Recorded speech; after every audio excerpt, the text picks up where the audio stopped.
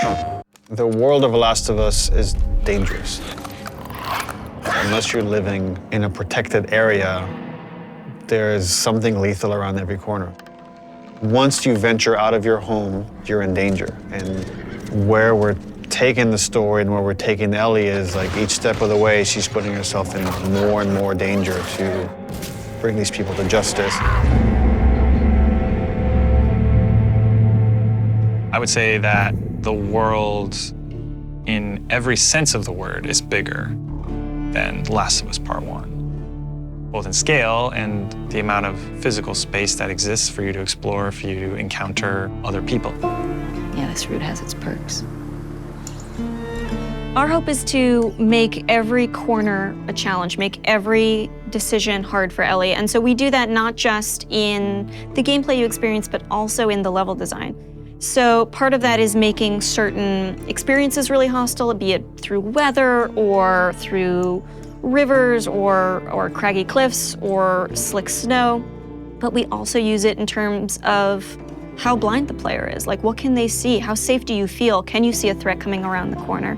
You never know if the bullets in your gun are gonna be enough. You never know if you can stop and bandage your arm. You can never fully breathe. And we want you to be in alignment with Ellie, who can never fully breathe when she experiences this trauma.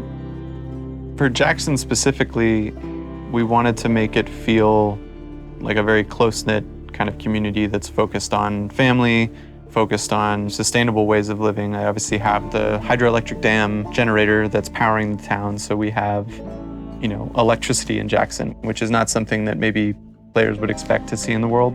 But given that we're further in time, we wanted to show that there are certain people dedicated in the world to rebuilding a life that doesn't revolve around killing people and scavenging. As you walk around the town, you can hear kids laughing. You could see people going into restaurants and eating. And it's a very kind of tranquil town. Now, we know there's all these horrible things happening outside the walls, but they've been able to protect the innocence of this town. Jackson, in many ways, represents what is at stake for our characters. A life of peace and relative comfort. A life where you can fall in love. A place where children can play and it's okay. And I think when we were looking at building out Jackson, it's like, okay, how many of those moments can we represent? What's awesome about the world of The Last of Us is it shows just how precious the things that we take for granted in our everyday lives, how precious those things really are.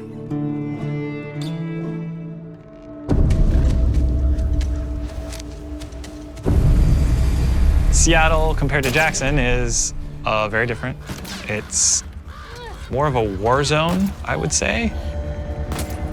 Part of the interesting thing with Seattle or the Pacific Northwest is that there's all this rain and all this foliage and wildlife, and it's this very lush area that if someone were to settle down, it'd be a pretty good place to settle down just as far as the kind of fruit you can scavenge, the animals you can hunt. And then because it is so lush, because it is so teeming with resources, is why there are multiple factions trying to fight over those resources. One faction you run into in Seattle is the Washington Liberation Front. When the outbreak happened, the military took some pretty drastic actions and quarantined parts of the country. And this was their way of protecting the population that has survived this horrendous outbreak. And because of that, it led to rise of these resistance groups. And in the first game, we saw the Fireflies. And we heard about other groups, and in this game, we get to see, here's another group that rose called the Washington Liberation Front that was able to defeat the army and thereby take over a lot of their equipment. And they're this very militaristic faction.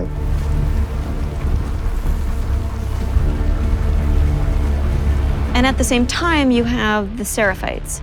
And they're a religious group that also came up out of the outbreak that believed that the pandemic came because of sin. They're trying to reset the world and return it to a better place than it was. In The Last of Us, almost any group that has survived this long has to be dangerous. If you're not dangerous, you're not going to survive. You're going to become someone's victim. And the two factions you run into are both very dangerous. The WLF has a lot of military equipment, that they're able to use defense area, and they have large numbers, whereas the Seraphites are very quiet and stealthy and able to use the large amount of foliage to their advantage, and they fight more in this kind of guerrilla warfare. How you deal with them is going to be different because they have different language, different communication style. The scars will whistle to each other with this different language. And they have some of the stuff that you have. You have a bow and arrow, they can hit you with arrows and impale you, and you have to pull the arrow out. They have big sledgehammers and melee weapons. The WLF, they have trained dogs that will sniff and attack you. Dogs are a new level of threat that Ellie hasn't had to negotiate before, and hopefully they create a new complicated choice for the player. We saw in them an opportunity to challenge people's perceptions of what a combat setup can be. We wanted to find really hard choices. The dogs themselves have names. They're called out by their owners. We wanted every setup to be challenging. Smell. Looks like infected did this. How many do you think it would take to bring down a moose? Infected are still a threat in this world. We wanted to take first our basic classes that we had in the first game and say, okay, what's different about them now? So we'll have scenarios where way more runners, like we can have hordes sometimes of runners coming after you, and it might be about just escaping because the odds are just overwhelming. You know, this thing just keeps mutating. There's certain evolutions of infected that you haven't seen before, certain new classes. There's the Shamblers, which kind of have these exploding acid clouds when you get near them.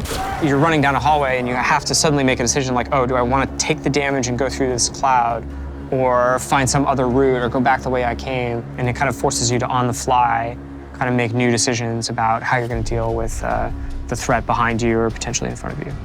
So again, it's about how do we make fighting against infected intelligent. So when you come on a space, you're listening to audio cues because different classes will make different sounds.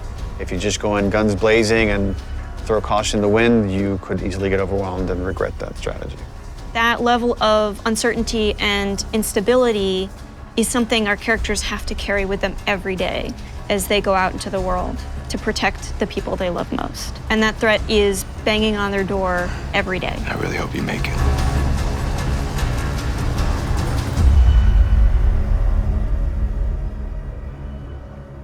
PlayStation